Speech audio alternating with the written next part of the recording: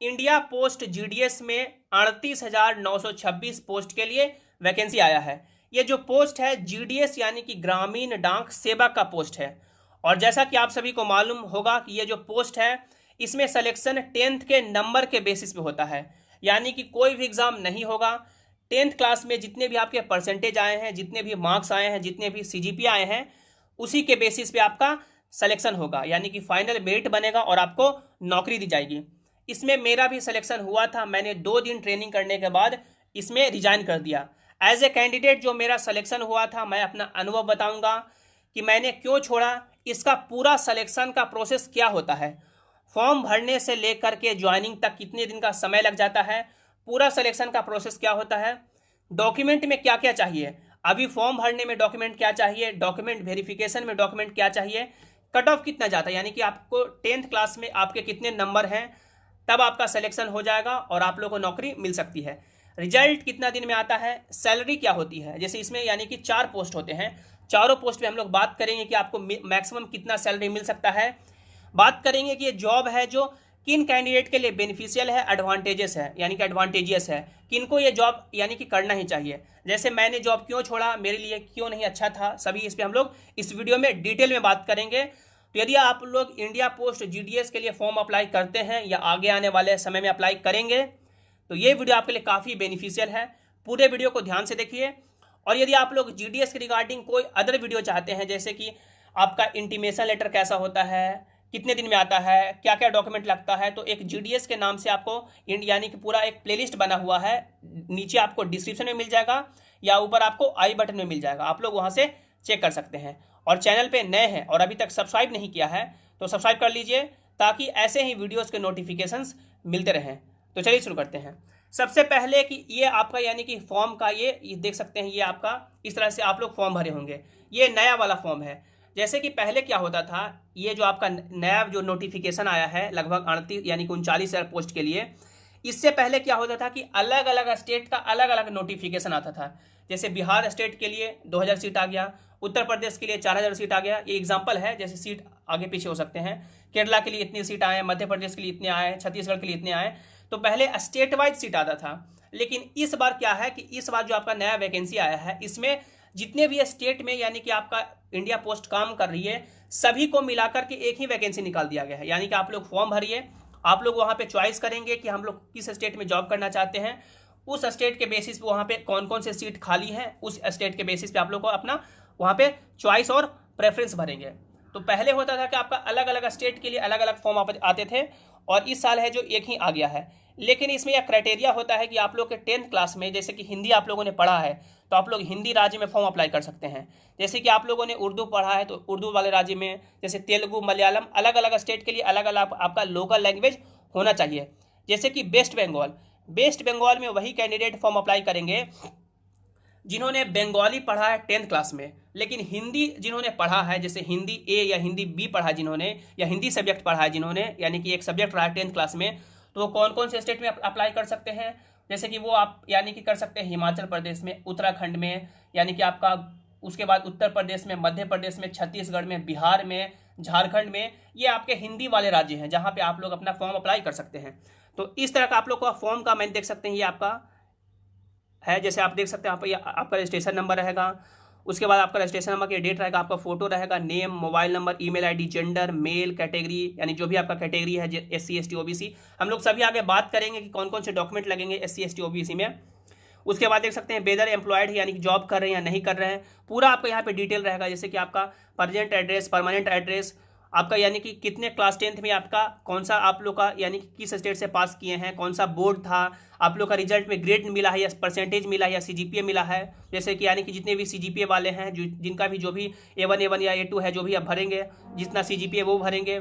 उसके बाद देख सकते हैं यहाँ पे आपका डिक्लेरेशन, जो आपका डिक्लेरेशन का फॉर्म रहेगा। यहाँ पे आपका चॉइस ऑफ प्रेफरेंस रहेगा पोस्ट नेम का। जैसे कि आप लोग का पहले होता था कि 100 रुपया पेमेंट करके आप लोग 5 पोस्ट भर सकते थे, लेकिन इस बार है कि 100 रुपया पेमेंट करके जिस स्टेट के लिए आप लोग पेमेंट किए हैं, उस स्टेट में जितने भी पोस्ट हैं सभी पोस्ट के लिए अप्लाई कर सकते हैं। मान लेते हैं कि आप लोग बिहार सर्कल वहाँ पे चूज किए हैं, तो बिहार सर्कल में जितने भी पोस्ट हैं, मान लेते हैं कि 100 वैकेंसी है, तो 100 वैकेंसी में आप लोग अपना प्रेफरेंस डाल सकते हैं। लेकिन वो जो प्रेफरेंस का है एक ही यानी कि आप लोग डिवीजन में कर सकते हैं। जैसे कि आप लोग पटना डिवीजन सेलेक्ट किए हैं तो पटना डिवीजन में जितने भी पोस्ट हैं उसी में आप लोग अपना प्रेफरेंस भर सकते हैं। ये नहीं कि आप लोग फिर डिवीजन बदल सकते हैं। जैसे कि यहाँ पे देख सकते हैं एक कैंडिडेट ने यानी कि लेटेस्ट ही फॉर्म अप्लाई किया है, तो इनका ये प्रेफरेंस है लगभग 6 कैंडिडेट यानी कि 6 इन्होंने अपना प्रेफरेंस चुना है और बिहार में ही चुना है। तो इस तरह से आप लोग फॉर्म भर सकते हैं। यदि किन्हीं को फॉर्म भरने में किसी तरह की यानी कि डॉट है तो आप लोग नीचे कमेंट में पूछ सकते हैं। हम लोग आगे बढ़ें कि आगे का प्रोसेस क्या होता है कि रिजल्ट कितने दिन में आता है, रिजल्ट का प्रोसेस क्या होता है, इस पर हम लोग बात करते हैं। तो जैसे देखिए यानी कि मिनिमम जो अदर पहले होता था कि जो मिनिमम लगभग 2 से 3 महीने का आपका समय लग जाता था रिजल्ट आने में, 2 से 3 महीने का आपका समय लग जाता था रिजल्ट आने में। लेकिन इस बार है जो आपका वैकेंसी काफ़ी यानी कि ज़्यादा देख सकते हैं और एक ही साथ सभी स्टेट का आ गया है। तो आप लोग मान सकते हैं कि रिजल्ट भी आपका एक ही 2 से 3 यानी कि मैक्सिमम आपका 4 महीने तक आपका रिजल्ट है जो आ जाएगा। मैक्सिमम है जो 2 से 4 के बीच में आपका रिजल्ट है जो जारी कर दिया जाएगा। फॉर्म यानी कि लास्ट डेट के बाद, ये नहीं कि आपका फॉर्म आज से भरा रहा है तो 2 महीने के बाद आ जाएगा। जब आपका फॉर्म लास्ट डेट होगा उससे 2 से 3 महीने के अंदर आपका रिजल्ट जारी हो जाता है। अब बात करें कि सिलेक्शन का प्रोसेस क्या होता है रिजल्ट का। मान लेते हैं कि आप लोगों ने ये अपना क्राइटेरिया भरा है, इतना प्रेफरेंस भरा है, तो सिलेक्शन का प्रोसेस कैसे होगा, कौन से कैंडिडेट का सिलेक्शन होगा। मान लेते हैं कि कोई भी सीट है, जैसे कि आप लोग मान लेते हैं कि कोई भी बिहार का सीट है, वो ए नाम का सीट है, ठीक है। अब ए में यानी कि मान लेते हैं कि टोटल 100 कैंडिडेट अपना प्रेफरेंस भर दिया, टोटल 100 कैंडिडेट ने अपना प्रेफरेंस भर दिया कि हम लोग ये ए सीट पे 100 बच्चे यानी कि हम लोग इस पर जॉब करना चाहते हैं। तो अब ये 100 जो आपका सीट तो आपका किन्हीं का एक ही सिलेक्शन होगा। मान लेते हैं कि ये जनरल का सीट है तो जनरल वाले ने 100 ने भर दिया, या ओबीसी का सीट है तो यानी कि 100 ओबीसी कैंडिडेट ने अपना प्रेफरेंस भर दिया।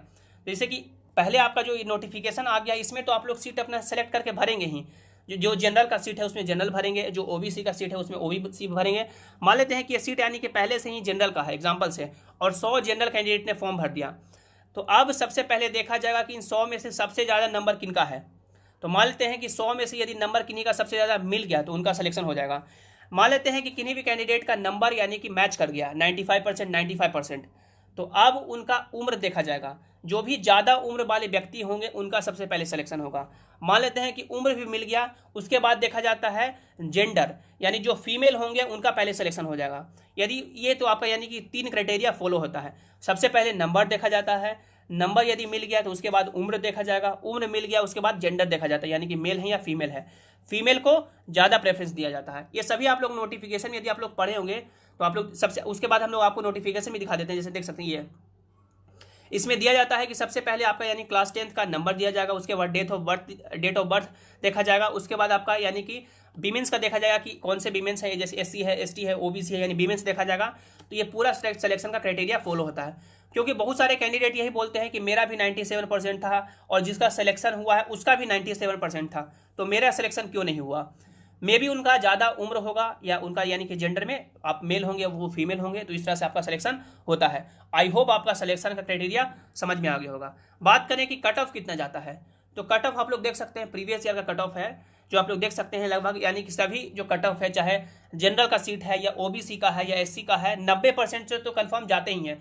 कभी कभी देख सकते हैं 97%, 95%, 96%, 93%, 95%, 95%, तो लगभग 90 से तो ऊपर ही जाते हैं, 95 से भी ऊपर जाते हैं, कभी कभी 98, 99% चल जाते हैं। तो जिनका भी 60% है, 70% है और जनरल हैं, ओबीसी हैं, तो आप लोग फॉर्म अप्लाई नहीं करें क्योंकि आपका पैसा वेस्ट होगा। इसमें जो आपका जो कट ऑफ जाता है देख सकते हैं 95 से तो नीचे जाता ही नहीं है, खास करके जनरल और ओबीसी का। एससी का मान सकते हैं कि 1 से 2% यानी कि 90 के आसपास ही रहते हैं। तो जिनका यानी कि 80 या 85 से परसेंटेज ऊपर ही है वही कैंडिडेट है इसमें अपना फॉर्म अप्लाई करते हैं। तो इस साल भी आपका कट ऑफ है जो इतना ही जाने वाला है लगभग सभी स्टेट के लिए, क्योंकि सभी स्टेट में है जो दूसरे स्टेट वाले भी फॉर्म अप्लाई कर देते हैं। तो जो भी यानी कि जिनका नंबर ज़्यादा होता है उनका दूसरे स्टेट में भी सिलेक्शन हो जाता है। तो 95% के आसपास आपका है जो इस साल भी सभी कैटेगरी के लिए कट ऑफ रहने वाला है। उसके बाद हम लोग बात करते हैं कि मान लेते हैं कि आपका नंबर इतना है और आपका सिलेक्शन हो गया, तो कैसे पता चलेगा। रिजल्ट आता है और रिजल्ट यानी कि जो आपका रिजल्ट है जो पीडीएफ में नाम आता है, लेकिन पीडीएफ से पहले एक मैसेज आता है। मान लेते हैं कि आपका रिजल्ट है जो पीडीएफ, मान लेते हैं कि रिजल्ट आपका कल आया, लेकिन रिजल्ट है जो रिजल्ट का जो मैसेज है एक दिन पहले ही आ जाता है आपके, यानी जो भी आप लोगों ने अपना मोबाइल नंबर दिया है उस पर। तो रिजल्ट का जो मैसेज होता है वो इस फॉर्मेट में होता है, देख सकते हैं ये हमको भी इसी तरह मैसेज मिला था, ये मेरा ही है, आप लोग देख सकते हैं। इसमें हम लोग आगे बात करें कि मैंने क्यों छोड़ा जो भी है। जैसे डीओपी यानी कि department of post congrats you, यानी जो आपका रजिस्ट्रेशन नंबर वो लिखा रहेगा। For being provisionally selected for the यानी कि post of GDS BPM, BPM क्या होता है, ब्रांच पोस्ट मास्टर, यानी कि जो भी आपका जहां सिलेक्शन वो लिखा रहेगा। अवेट फॉर्मल लेटर, यानी कि फॉर्मल लेटर का इंतजार करें, कहाँ से आएगा, जहां पे आपका सिलेक्शन हुआ है वहां के हेडक्वार्टर से, यानी कि पोस्ट ऑफिस के हेडक्वार्टर से। तो इस तरह का आपका सिलेक्शन का मैसेज रहेगा। जब ये मैसेज आ जाएगा उसके बाद आपका पीडीएफ में भी नाम आता है। यदि किन्हीं कैंडिडेट का पीडीएफ में भी नाम नहीं आया, इस तरह का मैसेज भी नहीं आया, तो उनका एक और चांस होता है कि वेटिंग लिस्ट का मैसेज आता है। वेटिंग लिस्ट क्या होता है कि मान लेते हैं कि कोई सीट है ए, इस पर कोई भी कैंडिडेट ने उनका यानी कि नाम आया और वो उन्होंने ज्वाइन नहीं किया या डॉक्यूमेंट वेरिफिकेशन नहीं किया, उसके बाद जो सेकंड उनका जो इनके एक बाद मान लीजिए जिनका सिलेक्शन हुआ था वो उन्होंने ज्वाइन नहीं किया, उसके बाद देखा जाएगा कि उस पोस्ट के लिए दूसरा एलिजिबल कैंडिडेट कौन है। मान लेते हैं कि इनका सिलेक्शन 97% पे हो गया था और आपका 96% है। यदि आपका फिर से यदि आप सेकंड पोजीशन पे होंगे नंबर के बेसिस पे, तो आपको फिर से आपका पीडीएफ में नाम नहीं आएगा, डायरेक्ट एक मैसेज आएगा इसी तरह के। तो आपका यानी कि फिर उसके बाद आपको एक फॉर्मल लेटर आएगा, जैसे इस तरह का फॉर्मल लेटर होता है, ये लेटर ऑफ इंटीमेशन होता है। लेटर ऑफ इंटीमेशन क्या होता है, जैसे देख सकते हैं लेटर ऑफ इंटीमेशन यानी कि जिस डेट को आया है उस डेट से देख सकते हैं किस डेट को, यानी कि कहाँ से आया है। जैसे ये प्रतापगढ़ उत्तर प्रदेश में मेरा हुआ था। उसके बाद आपका नाम रहेगा, जहाँ पे आपका सिलेक्शन हुआ वो आपका रहेगा प्रतापगढ़। जैसे कि आपको कहाँ पे अपना डॉक्यूमेंट वेरिफिकेशन करवाना है वो लिखा रहेगा, यानी कि देख सकते हैं कहाँ पे आपका यानी कि सब ऑफिस है वो लिखा रहेगा। किस डेट को आपको जाना है, देख सकते हैं किस डेट को आपको वेरिफिकेशन के लिए जाना है वो लिखा रहेगा, कितने बजे जाना है ये लिखा रहता है। अब कैंडिडेट परेशान होते हैं कि जो ये इसमें डेट मेंशन है और टाइम मेंशन है, क्या इसी डेट को जा सकते हैं? तो ये कोई ज़रूरी नहीं है। इससे पहले आप लोग भी जा सकते हैं, 1 से 2 दिन पहले भी जा सकते हैं, या इसके 5 से 10 दिन के बाद भी जा सकते हैं। लेकिन इसमें लिखा रहता है कि 15 दिन तक यदि आप लोग नहीं रेस्पॉन्स करते हैं, ये जो डेट मेंशन है इससे 15 दिन बाद तक, मान लेते हैं कि जो डेट है 5 आपका नवंबर मेंशन है, तो 15 नवंबर 16 नवंबर तक भी आप लोग अपना कोई रेस्पॉन्स नहीं दिखाते हैं और आप लोग इस पते पे नहीं पहुंचते हैं, तब आपका कैंडिडेचर है जो खत्म कर दिया जाता है। लेकिन जो भी कैंडिडेट है, मान लेते हैं जिस डेट को आपको बुलाया गया है उस डेट को आपको एग्जाम है, कोई जरूरी काम है, तो कोई जरूरी नहीं है कि आप लोग उसी डेट पे जाएं अपना काम छोड़ के, एग्जाम छोड़ के। तो आप लोग पहले भी जा सकते हैं, या जो जिस डेट को आपको बुलाया गया है उस डेट से 5 से 10 दिन बाद भी जा सकते हैं। लेकिन 15 दिन के बाद यदि आप लोग नहीं, यानी 15 दिन तक नहीं जाते हैं, तो फिर आपका कैंडिडेचर है जो खत्म हो जाता है। तो इस तरह का आपका रिजल्ट आने के बाद लेटर ऑफ इंटीमेशन आता है। अब लेटर ऑफ इंटीमेशन है जो कितने दिन में आता है, तो जो आपका ये ज्वाइनिंग का मैसेज आएगा उससे लगभग आपका 15 से 20 दिन तक, आपका 15 से 20 दिन के अंदर है, मिनिमम 15 से 20 दिन लग ही जाते हैं। तो 15 से 20 दिन के अंदर है जो आपके अपने पते पे, जो आप लोगों ने अपना एप्लीकेशन फॉर्म भरा होगा, जिसमें आप लोग अपना परमानेंट एड्रेस, प्रेजेंट एड्रेस जिन्होंने भरा होगा, जो जिस भी पता पे, उसी पता पे आपका लेटर ऑफ इंटीमेशन आएगा। अब लेटर ऑफ इंटीमेशन में देख सकते हैं जो भी आपका यानी कि आपका एड्रेस रहेगा, जो भी आपका ये पूरा डिटेल भरा रहेगा। उसके बाद जिस डेट को आपको बुलाया गया है, या आप लोग पहले भी जा सकते हैं या 2 दिन बाद जा सकते हैं। अब क्या क्या लेके जाना है यहाँ पे, लेटर ऑफ इंटीमेशन मतलब क्या होगा कि आपको जाना है अपने ओरिजिनल डॉक्यूमेंट के साथ। यहाँ पे आपका वेरिफिकेशन होगा ओरिजिनल डॉक्यूमेंट। ओरिजिनल डॉक्यूमेंट में क्या क्या चाहिए, देखिए डॉक्यूमेंट में क्या क्या चाहिए। तो सबसे पहले आपका क्लास 10th का मार्कशीट, आप लोग का ओरिजिनल मार्कशीट होना चाहिए। क्लास 10th का पासिंग सर्टिफिकेट, पासिंग सर्टिफिकेट उन सभी कैंडिडेट को मिलता है जो स्टेट बोर्ड से होते हैं। जो भी सीबीएसई से है उनका जो यानी कि पासिंग सर्टिफिकेट और मार्कशीट एक ही में होता है। उसके बाद कंप्यूटर सर्टिफिकेट मिनिमम 60 दिन का, 60 दिन का मिनिमम कंप्यूटर सर्टिफिकेट आपके पास होना चाहिए। यानी कि जब आप लोग, जैसे कि आप लोग अपना अभी एप्लीकेशन फॉर्म भर रहे हैं, तो आप लोग अभी किसी भी इंस्टीट्यूट में कंप्यूटर जो सिखाता है उसमें मिनिमम 60 दिन का कोर्स कर लीजिए, वो आपको यानी कि रिजल्ट से पहले आपका कोर्स कंप्लीट हो जाएगा। तो आपको मिनिमम 60 दिन का कंप्यूटर का कोर्स यानी कि उसमें एक सर्टिफिकेट मिलता है वो चाहिए। उसके बाद कैटेगरी सर्टिफिकेट, जैसे कि आप लोगों ने एससी के अप्लाई किया है, एसटी, ओबीसी या ईडब्ल्यूएस, जनरल के लिए कोई भी नहीं लगता है। लेकिन यदि आप लोग रिजर्वेशन ले रहे हैं, जैसे एससी में है, एसटी में है, ओबीसी में है, ईडब्ल्यूएस में है, तो आप लोग अपना सर्टिफिकेट देंगे सेंट्रल वाला। सेंट्रल वाला क्या होता है, यानी कि आप लोग पहले ब्लॉक से बनवाएंगे, वही ब्लॉक का जो सर्टिफिकेट है आप लोग एसडीएम ऑफिस में जमा कर देते हैं, तो उसी यानी कि सर्टिफिकेट पे आप लोग साइन करके आपको दे देते हैं। तो ये आपका एससी, एसटी, ओबीसी का या ईडब्ल्यूएस का सेंट्रल का सर्टिफिकेट आपको वहाँ पे दिखाना होगा। ठीक है, यहाँ पे क्लियर हो गया। उसके बाद आधार कार्ड का फोटो कॉपी, या उसके बाद आपका यानी कि फोटो भी चाहिए कुछ, यानी कि 5 से 6 अपना फोटो ओरिजिनल, यानी कि जो आपका फोटो है आप लोग का जो साइज में आप लोग फोटो होता है ना, वो आप लोग फोटो लेके जाएंगे। तो ये सभी आपको डॉक्यूमेंट्स लेके जाना है, और सभी डॉक्यूमेंट्स का आप लोग दो फोटो कॉपी करवा लेंगे, जैसे कि 10th का मार्कशीट का फोटो कॉपी, कंप्यूटर सर्टिफिकेट का फोटो कॉपी। अब इसमें बहुत सारी यानी कि जगह पे होता है कि ओरिजिनल आपका क्लास 10 का मार्कशीट और आपका कंप्यूटर सर्टिफिकेट और आपका ओरिजिनल जो आपका कैटेगरी सर्टिफिकेट है वो रख लेते हैं डॉक्यूमेंट वेरिफिकेशन के लिए। कई जगह सिर्फ यानी कि फोटो कॉपी से भी काम चल जाता है, कई जगह ओरिजिनल रख लेते हैं। जब आपका वेरिफिकेशन हो जाता है, जब आप लोग ज्वाइन कर लेते हैं, ज्वाइनिंग के बाद आपको देते हैं, ताकि उनके पास ये सिक्योरिटी रह सके कि आप लोग का ओरिजिनल है या नहीं है। तो बहुत जगह है जो यानी कि फोटो कॉपी से भी काम चल जाता है, बहुत जगह है जो आपका ओरिजिनल भी ले लेते हैं। तो मेरे टाइम में यानी कि उन्होंने ओरिजिनल लिया था, और जब हमने रिजाइन किया तो काफ़ी यानी कि दिक्कत होगी निकालने में, क्योंकि हम लोग पूरी तरह से ज्वाइन नहीं किया थी। सिर्फ यानी कि जो आपका जिस दिन ज्वाइनिंग आया सिर्फ 2 दिन यानी गए वहाँ पे देखने के लिए, उसके बाद बिना कोई भी यानी फॉर्मेलिटी कोई भी फॉर्म उस समय नहीं भरे थे ज्वाइनिंग का, सिर्फ यानी देखें और 2 दिन के बाद रिजाइन कर दिए। इसलिए फिर वहाँ पे मेरा जो डॉक्यूमेंट है उसे फिर निकालने में यानी कि काफ़ी यानी कि समय लग गया, लगभग 1 से 2 महीने का समय लग गया था। तो इतने सर्टिफिकेट आपको लेके जाना है, यानी कि आपको फोटो कॉपी भी इसका लेके जाना है। उसके बाद हम लोग बात करें कि जब आपका ये पूरा ये सभी डॉक्यूमेंट हो जाएगा आपका, यानी कि वेरिफिकेशन हो जाएगा, तो लगभग 1 से 1.5 महीने या 2 महीने या 3 महीने भी लग जाते हैं आपका फाइनल ज्वाइनिंग लेटर आने में। तो आपका फाइनल ज्वाइनिंग लेटर इस तरह से होता है, देख सकते हैं इस तरह, यानी कि आप कहाँ से आया है वो लिखा रहेगा, आपका नाम, उसके बाद आपके पिताजी का नाम, कहाँ पे आपका सिलेक्शन हुआ, वो किस डेट को आपको ज्वाइन करना है वो डेट लिखा रहता है। जैसे देख सकते हैं ये 1 फरवरी को आया है, और डॉक्यूमेंट वेरिफिकेशन किस डेट को करवाए थे, जैसे देख सकते हैं 5 नवंबर को। तो लगभग 3 महीने का समय लग गया था। तो लगभग 2 से 3 महीने का समय लग जाता है। बहुत सारे यानी कि जगह पे ज़्यादा भी समय लग जाता है। आपका डेट ऑफ बर्थ लिखा रहेगा, किस डेट को ज्वाइन करना है वो, ये पूरा आपका डिटेल यहाँ पे लिखा रहेगा। कहाँ पे आपको ज्वाइन करना है वो सभी आपको यहाँ पे, जो आपका ये एड्रेस है और कहाँ से आया है वो, और कहाँ पे आपको ज्वाइन करना है, कहाँ पे रिपोर्ट करना है, देख सकते हैं ये आपको लिखा रहेगा। तो ये आपका प्रोविजनल इंगेजमेंट लेटर है। अब ये प्रोविजनल इंगेजमेंट लेटर आपको जब मिल जाता है, उसके बाद आपका यानी कि ट्रेनिंग शुरू होता है। ट्रेनिंग लगभग होता है जो आपका बेसिक ट्रेनिंग है, जो यानी कि लगभग 1 महीने का होता है। 15 दिन आपका सब ऑफिस में होगा और 15 दिन आपका ब्रांच ऑफिस में होता है। 15 दिन का जो आपका ट्रेनिंग होता है वो सब ऑफिस में होता है, यानी कि लगभग 15, बहुत जगह है जो 15 दिन में ही करवा देते हैं। जैसे कि 1 सप्ताह है जो आपका करवाते हैं ब्रांच ऑफिस में, और 1 सप्ताह करवाते हैं सब ऑफिस में, और कई जगह 1 महीना भी ट्रेनिंग करवाते हैं। तो ट्रेनिंग का यानी कि बहुत जगह आपको पैसा नहीं मिलता। जो आपका 15 दिन का ट्रेनिंग होता है वो आपका 15 दिन का पैसा नहीं मिलता है। उसके बाद आपके यानी कि पैसे वहाँ पे मिलने शुरू होते हैं। तो लगभग यानी कि लगभग 7 दिन का ट्रेनिंग, यानी कि 1 सप्ताह का ट्रेनिंग आपका ब्रांच ऑफिस में होता है, और 1 सप्ताह का ट्रेनिंग आपका सब ऑफिस में होता है। 30 दिन का यानी कि ट्रेनिंग कहीं कहीं जगह होता है, यानी कि जहाँ पे यानी कि बहुत ज़्यादा काम है वहाँ पे 30 दिन का ट्रेनिंग करवाया जाता है। लेकिन जहाँ पे यानी कि नॉर्मली आपका जो ट्रेनिंग है 15 दिन का ही होता है। 30 दिन का यानी कि बहुत ही रेयर चांस में होता है।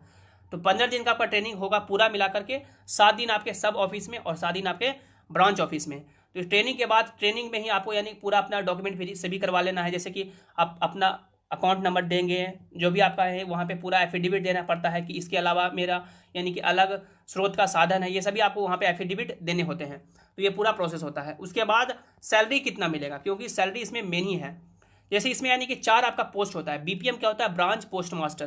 तो इसमें यानी कि आपका अलग अलग टाइम पे सैलरी मिलता है। जैसे कि आप लोग, जैसे कि लेवल 1 होता है तो लेवल 1 में 4 घंटा होता है, लेवल 2 में होता है 5 घंटा। इसमें यह नहीं होता है कि आप लोग 8 घंटा काम करेंगे एज जनरल, यानी कि जिनका गवर्नमेंट जॉब होता है।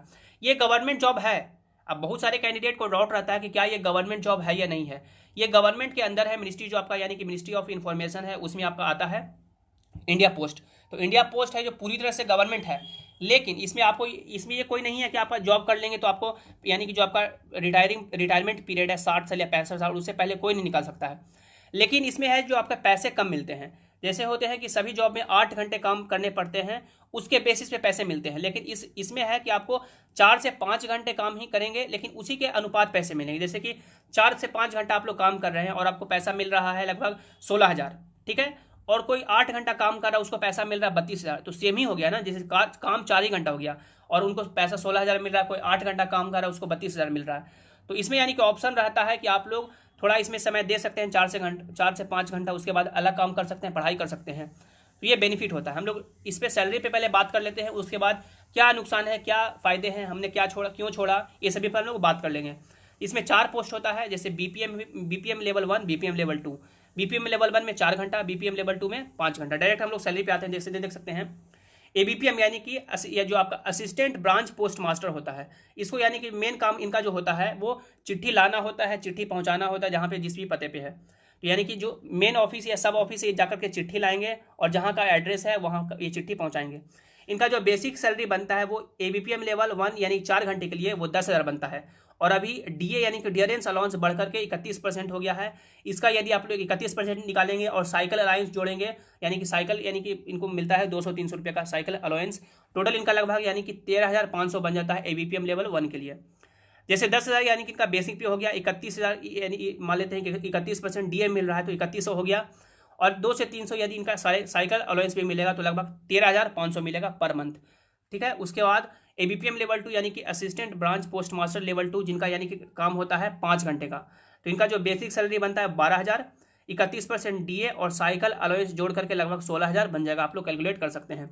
उसके बाद बीपीएम लेवल 1 यानी कि ब्रांच पोस्ट मास्टर, ये पूरी तरह से ऑफिस वर्क होता है, मेरा भी बीपीएम में हुआ था। ये पूरी तरह से ऑफिस वर्क होता है, आपको कहीं जाने की जरूरत नहीं होती है। आपको जो ई दर्पण डिवाइस मिलता है, यदि आप लोग कभी पोस्ट ऑफिस गए होंगे तो ये एक छोटा सा हाथ में वो डिवाइस रखे रहते हैं, उसी से यानी कि टोटल पैसा जमा होता है, पैसा निकलता है, उसी से आपका प्रिंट मिलता है। तो इनका जो बेसिक सैलरी 12,000 बनता है, 31% डीए, उसके बाद ओआर यानी कि ऑफिस रेंट अलाउंस मिलता है, हाउस रेंट अलाउंस नहीं मिलता है यहाँ पे, समझ ओआर ये समझे, ऑफिस रेंट अलाउंस लगभग 500 मिलता है मैक्सिमम आपका, यानी कि 500 मिलता है। उसके बाद मिनिमम 250 मिलता है। यदि आप लोग कोई भी प्राइवेट यानी कि घर लेते हैं या प्राइवेट ऑफिस लेते हैं तो 500 मिलेगा, और यदि आप लोग किसी भी सरकारी भवन में खोले, जैसे कि यानी कि पंचायत समिति है या कोई भी ऑफिस सरकारी स्कूल का ऑफिस है, तो उसमें आपको 250 मिलेगा सिर्फ मेंटेनेंस चार्ज के लिए। तो टोटल इनका सैलरी बन जाता है 16,000। उसके बाद यानी देख सकते हैं बीपीएम लेवल 2 जिनका 5 घंटा का ड्यूटी होगा, इनका बेसिक सैलरी 14,500 होता है, 31% डीए, हाउस रेंट अलाउंस, और इनका जो बेसिक सैलरी बन जाता है वो 19,500। लेकिन मेजोरिटी ऑफ द जहाँ पे ज़्यादा काम होता है वहीं पे बीपी यानी कि बीपीएम लेवल 2 के लिए काम दिया जाता है। जहाँ पे कम काम होता है वो ऑटोमेटिकली है जो आपका बीपीएम लेवल 1 ही हो जाता है।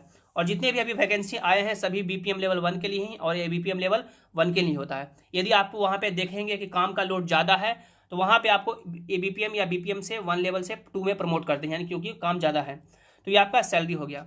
उसके बाद हम लोग बात कर लेते हैं कि यानी कि जो मेरा अनुभव क्या रहा, मैंने क्यों छोड़ा, उस पर हम लोग बात कर लेते हैं। जैसे देखिए यानी कि जब इसमें यानी कि मेरा सिलेक्शन हुआ तो मैंने वहाँ पे गया 2 दिन वहाँ पे माहौल देखा जो मैं सब ऑफिस में, तो यानी कि वहाँ पे माहौल देखा कि क्या सिलेक्शन का यानी कि क्या करना होगा, कैसे करना होगा, तो ये सभी मैंने देखा। और इसमें यानी कि सैलरी भी काफ़ी लगभग 16,000 के आसपास था। और इसमें मेजोरिटी ऑफ द कैंडिडेट यही है कि जो दूसरे स्टेट, मान लेते हैं कि आप लोग बिहार से हैं और आप लोग कोई ऐसा स्टेट में भर दिए जहाँ से आपको लगभग 500, 600, 700 किलोमीटर दूर है और आपको सैलरी 16,000 मिल रहा है, तो फिर मतलब कि क्या बचेगा। मतलब कि आज के दुनिया में इतना महंगाई है, फिर इतना लाइफ है जो लग्जरिया हो गया है, इतना यानी कि सब लोग अच्छा कमाना चाहते हैं, अच्छा जीना चाहते हैं, और उतना ये कुछ इसमें है भी नहीं, पेंशन भी नहीं है, ऐसा कुछ है भी नहीं, पैसा आपको कम मिल रहा है। फिर और इसमें आप लोग इंगेज हो जाएंगे तो आप लोग को ये डिफिकल्ट यानी कि थोड़ा डिफिकल्ट हो जाता है कुछ और अदर वर्क करने के लिए। जैसे कि एक माइंड में हो जाता है कि चलो कुछ तो कर रहे हैं, इसी में जीवन काट लेंगे, तो आप लोग ये यानी कि एक माइंडसेट बन जाता है। तो इसलिए मैंने यानी कि मेरे को उतना अच्छा भी नहीं लगा, माहौल भी नहीं उतना अच्छा लगा, और इसलिए मैंने रिजाइन कर दिया। सिर्फ उसमें कुछ डॉक्यूमेंट वेरिफिकेशन मतलब सिर्फ करवाया था, लेकिन जो ज्वाइनिंग का होता है कि आप लोग अकाउंट नंबर दीजिए, एफिडेविट करवाइए, ये सब मैंने कुछ नहीं किया था। सिर्फ मैंने रिजाइन का रेजिग्नेशन लेटर लिखा और मेन ऑफिस में दिया और मैं चलाया। उसके बाद लगभग 1 से 2 महीने के बाद मेरा डॉक्यूमेंट वहाँ पे लौटाया गया था, सारा डॉक्यूमेंट। बात करते हैं कि कौन कौन से कैंडिडेट के लिए जो जॉब है वो बेनिफिशियल है, उनको करना ही चाहिए। जैसे कि जो भी कैंडिडेट अभी फॉर्म भरेंगे या आगे आने वाले समय में भरेंगे, तो आप लोग कोशिश करें कि जो आपका फॉर्म है आप लोग अपने यानी कि राज्य में भरें, अपने स्टेट में भरें, और कोशिश करें कि आप लोग मिनिमम से मिनिमम डिस्टेंस पे भरें। जैसे आपका घर है यहाँ पे, तो आप लोग कोशिश करें कि जितना मिनिमम हो सके, यदि कोई पोस्ट वैसा है कि आप लोग घर से अप डाउन कर सकते हैं, तब आपके लिए पोस्ट बेनिफिशियल है। या आप लोग यानी कहीं पे पढ़ाई कर रहे हैं और कुछ ऐसा पोस्ट है जहाँ पे आप लोग आपके बगल वाला पोस्ट ऑफिस में आपको जॉब यानी कि आपका सिलेक्शन हो गया, तो उस पोस्ट के लिए आप अप्लाई करें। ये नहीं कि आप लोग बिहार है और अप्लाई कर रहे हैं यहाँ मतलब कि 52 कोस या 500 किलोमीटर, 800 किलोमीटर दूर, 1,000 किलोमीटर दूर, और आप लोग इसमें ऐसा छुट्टी भी कुछ नहीं होता है। लगभग 20 दिन का आपको टोटल छुट्टी मिलेगा, 10 दिन यानी कि 6 महीने में, 10 दिन 6 महीने में टोटल 20 ही छुट्टी होता है। तो फिर आप लोग घर भी नहीं आ सकते हैं। तो वही सब कैंडिडेट अप्लाई करेंगे जो अपने घर से यानी कि नज़दीक है, जिनका फाइनेंशियल कंडीशन यानी कि उतना अच्छा नहीं है और उनको पैसे की ज़रूरत है। तो एक तरह से आप लोग मान सकते हैं कि आपको ये परमानेंट का साधन मिल जाएगा। लेकिन जिनका फाइनेंशियल कंडीशन अच्छा है, आप लोग अभी तैयारी कर सकते हैं तो तैयारी कीजिए। इसमें ऐसा कुछ नहीं है कि मान लेते हैं कि आपका अभी नहीं हुआ तो बाद में नहीं होगा। आपका जो नंबर है वो अभी भी है, बाद में भी होगा। बाद में आप लोग ट्राई कर सकते हैं जब आपके सारे रास्ते बंद हो जाएंगे तब। लेकिन आप लोग यदि शुरू में ही किसी एक में घुस जाएंगे, फिर इसमें आपका जो ये होता है, इसमें मतलब प्रमोशन भी होता है, लेकिन जैसे समझ सकते हैं प्रमोशन में भी बहुत इसमें यानी कि मान सकते हैं कि डिफ़िकल्टीज होता है या जो भी है प्रोसेस। तो जो भी कैंडिडेट हैं कोशिश करें कि आप लोग अपने घर के नज़दीक वाला, यदि नज़दीक में कोई ऐसा पोस्ट है, वैकेंसी आया है, तो उसमें आप लोग अप्लाई करें। ज़्यादा से ज़्यादा आप लोग नज़दीक भरने की कोशिश करें। या किन्हीं का फाइनेंशियल कंडीशन खराब है तो आप लोग दूर भी भर सकते हैं। इसके रिगार्डिंग मन में कोई भी डाउट है तो आप लोग नीचे कमेंट में पूछ सकते हैं। मेरा क्या अनुभव रहा, क्यों छोड़ा, मैंने आप लोग सारी जानकारी दे दी है। वीडियो आपको अच्छी लगी है तो लाइक कीजिएगा।